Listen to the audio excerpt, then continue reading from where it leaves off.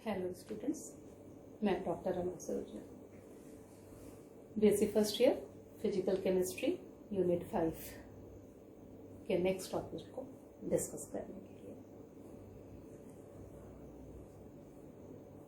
इसके पहले के लेक्चर यानी लेक्चर नंबर 3 में हम लोगों ने activation energy of reversible reaction को डिस्कस किया था। किसी टेक्निकल फॉल्ट के कारण प्रॉपर नहीं आया था, इसलिए इसको मैं दोबारा रिवाइज कर रही हूँ।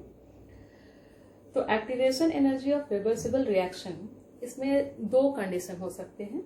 दोनों को हम लोगों ने ग्राफिकल प्रोसेस से एक्सप्लेन किया है। वाई एक्सिस पे हमने एनर्जी लिया है, दोनों ग्राफ में एक साथ बना रही हूँ, दो पॉसिबिलिटी है। वाई एक्सिस पे एनर्जी लिया है और एक्स एक्सिस पे रिएक्शन कोऑर्डिनेट को दर्शाया है। यहाँ भी रिएक्शन कोऑर्डिनेट है और यहाँ एनर्जी है। पहला कंडीशन है कि अगर ER this is activation energy of react sorry this is the energy of reactant, EP this is energy of product and this is the threshold energy जिसे हम दहली ऊर्जा कहते हैं फॉर फॉरवर्ड रिएक्शन। तो ये हमने देखा कि ये रिएक्टेंट की एनर्जी बढ़ी और एक एक्टिवेटेड कॉम्प्लेक्स, जैसे ही वो एनर्जी थ्रेशोल्ड एनर्जी के इक्विवेलेंट हुई, एक्टिवेटेड कॉम्प्लेक्स का फॉर्मेशन हुआ और देन उसके बाद वो प्रोडक्ट में कन्वर्ट हुआ और प्रोडक्ट की जो एनर्जी है वो रिएक्शन की एनर्जी से कम है। तो फॉरवर्ड रिएक्शन के लिए अगर हम बात करें कि एक्टिवेशन एनर्जी क्या है, तो ये यहां से यहां का डिफरेंस है।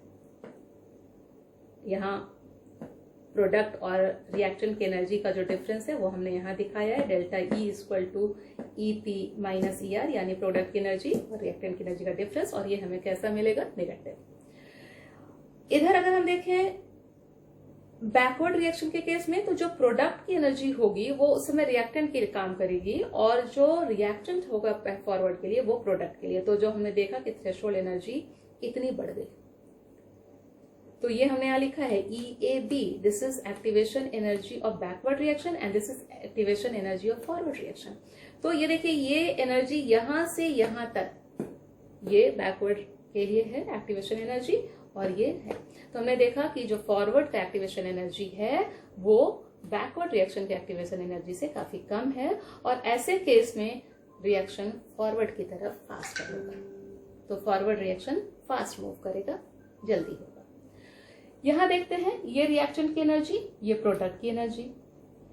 तो रिएक्टेंट की एनर्जी थ्रेशोल्ड एनर्जी तक पहुंचने के लिए हमें जो दिख रहा है एनर्जी इतनी देनी पड़ी। This is activation energy for forward reaction. फिर ठीक उसी तरह से हम यहाँ देखें, ये प्रोडक्ट की एनर्जी, उस समय रिएक्टेंट बनेगा बैकवर्ड के लिए। तो this is the difference of threshold energy and energy of reactant in backward reaction, case of backward reaction. So this is activation energy of backward reaction.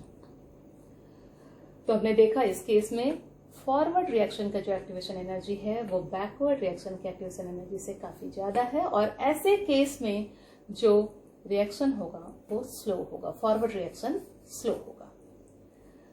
और अगर हम फॉरवर्ड रिएक्शन की बात करें तो देखा हमने कि प्रोडक्ट की एनर्जी रिएक्शन की एनर्जी से ऊपर है, इसलिए ये कैसा होगा? एंडोथर्मिक, और इस केस में डेल्टा E का मान पॉजिटिव बनेगा। Value of delta E is positive and in this case delta E is negative and the forward process will be exothermic. So this is all about activation energy of reversible reaction. अब आज जो topic हम discuss करेंगे, हाँ, यहाँ पे मैंने different parameters जो यहाँ यूज हुए हैं उनके सिंबल्स मैंने लिखे। ET is threshold energy, EAF activation energy of forward reaction and EAB activation energy of backward reaction. So this is all about activation energy. आज का जो मेन टॉपिक है वो है डिटर्मिनेशन ऑफ एक्टिवेशन एनर्जी। तो activation energy को determine करने के दो मेथड हैं, दो मेथड से हम फाइंड आउट कर सकते हैं। एक है ग्राफिकल मेथड और दूसरा न्यूमेरिकल मेथड।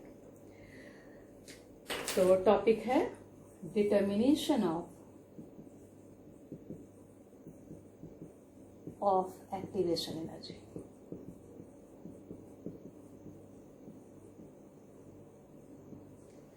तो फर्स्ट हमने लिया है ग्राफिकल मेथड।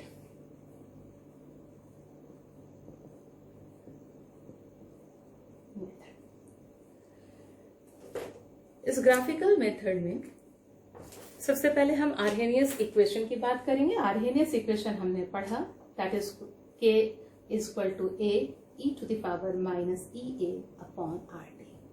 इनके डिफरेंट पैरामीटर्स के बारे में हम पहले पढ़ चुके हैं। अब इस इक्वेशन में हम दोनों तरफ लॉग लेंगे, टेकिंग लॉग बोथ साइड।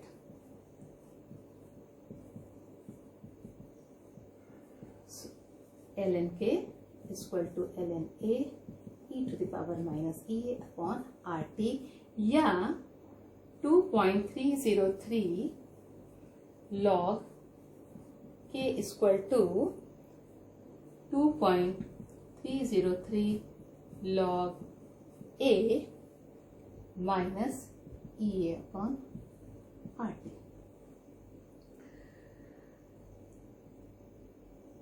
और log k की अगर से बात करें तो log k equal to log a minus EA upon 2.303 RT। यहां हमने देखा log k की वैल्यू हमने log बेस 10 के फॉर्म में कन्वर्ट किया। So log k equal to log a Arrhenius factor EA minus EA upon 2.303 RT, ये मिला। अब अगर हम ग्राफ ड्रॉ करते हैं 1/t और log k के बीच, यहां हमने log k को ले लिया और यहां हमने 1/t को लिया, और टेम्परेचर किस में लिया है तो T इन केल्विन। तो हमें इस तरह का ग्राफ मिलेगा, इस तरह का ग्राफ हमें मिलेगा। स्लोप जो है वो हमें माइनस EA अपॉन 2.303 R की वैल्यू देगा। Slope equal to minus EA upon 2.303 R।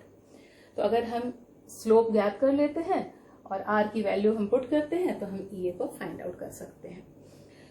तो यहाँ पे हमने देखा कि log k और 1/t में जो हमने ग्राफ यहाँ पे ड्रॉ किया तो हमें जो मिल रहा है वो एक स्ट्रेट लाइन के फॉर्म में मिल रहा है। ये इक्वेशन जो है स्ट्रेट लाइन के इक्वेशन को फॉलो करता है, y equal to mx plus c, और इस तरीके से हम स्लोप को फाइंड आउट कर सकते हैं। तो हमने यहाँ देखा कि slope equal to minus EA upon 2.303 R slope. और अगर हम इससे EA ज्ञात करना चाहें तो EA equal to 2.303 R into minus slope. तो इस तरह से हम एक्टिवेशन एनर्जी की वैल्यू किसी रिएक्शन के लिए ग्राफिकल मेथड से फाइंड आउट कर सकते हैं। R की वैल्यू कई वैल्यूज है जिसमें से हम एक वैल्यू यहाँ कंसिडर कर सकते हैं, यूनिवर्सल गैस कांस्टेंट 8.314 जूल पर केल्विन पर मोल। तो ये ग्राफिकल मेथड था जिससे हम एक्टिवेशन एनर्जी को फाइंड आउट कर सकते हैं। दूसरा मेथड है numerical method.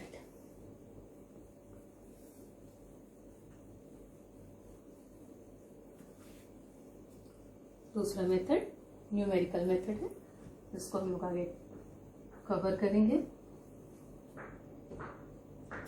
Numerical method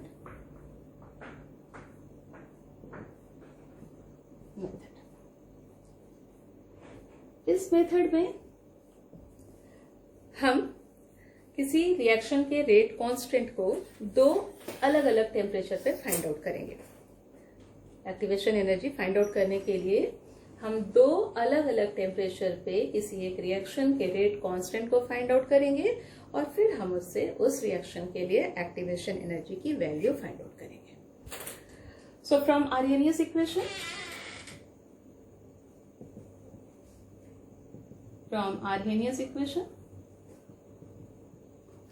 RNA के इक्वेशन है K equal to A e to the power minus EA upon RT, well known है हमें इस इक्वेशन से। हमें दो टेम्परेचर लेना है, T1 और T2, दो अलग अलग टेम्परेचर पे हम दो इक्वेशन को यूज करेंगे। So at T1 RNA equation के लॉगरिथम फॉर्म को हम यूज करेंगे। So log K1 equal to log A minus EA upon 2.303 RT1, ये हुआ पहला इक्वेशन। एट T2 दोनों टेम्परेचर केल्विन स्केल में लिया जाता है, ध्यान रखेंगे in kelvin. So at temperature T2 log K2 equal to log A, किसी भी रिएक्शन के लिए आर्हेनियस फैक्टर और एक्टिवेशन एनर्जी पर्टिकुलर एक कांस्टेंट वैल्यू होती है किसी एक पर्टिकुलर रिएक्शन के लिए। सो माइनस EA अपॉन 2.303 RT2, ये दो अलग अलग इक्वेशन बन गए, दोनों अलग अलग टेम्परेचर पे। अब हम सब्ट्रैक्ट करेंगे, subtracting equation 1 from equation 2। Equation 1 को इक्वेशन 2 से सब्ट्रैक्ट करेंगे तो हमें क्या मिलेगा, log K2 minus log K1 equal to log A दोनों कैंसिल हो जाएंगे, एक लॉग A एक माइनस लॉग A, तो जो बच गया वो फैक्टर हम यूज कर रहे हैं। So minus EA upon 2.303 RT2 minus EA upon 2.303 RT1।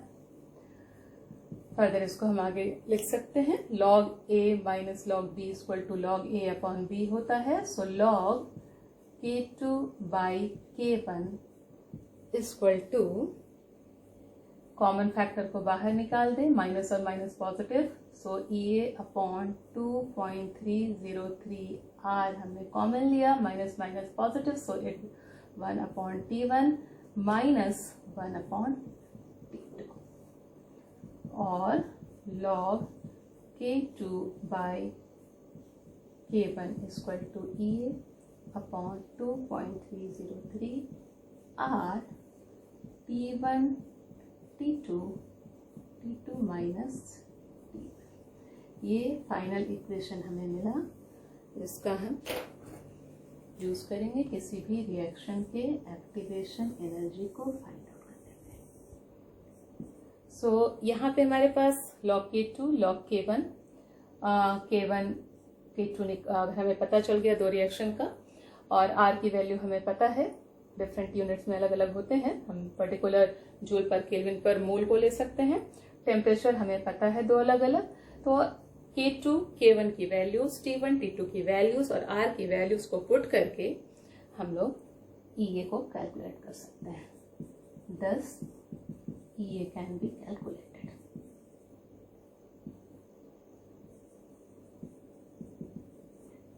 Bye putting the values of K1, K2, T1, T2 and R. So by this we can calculate the activation energy of any reaction either by graphical method or by numerical method. Thank you. Next topic में हम लोग significance of activation energy को discuss करेंगे और एक numerical problem भी solve करेंगे। Thank you.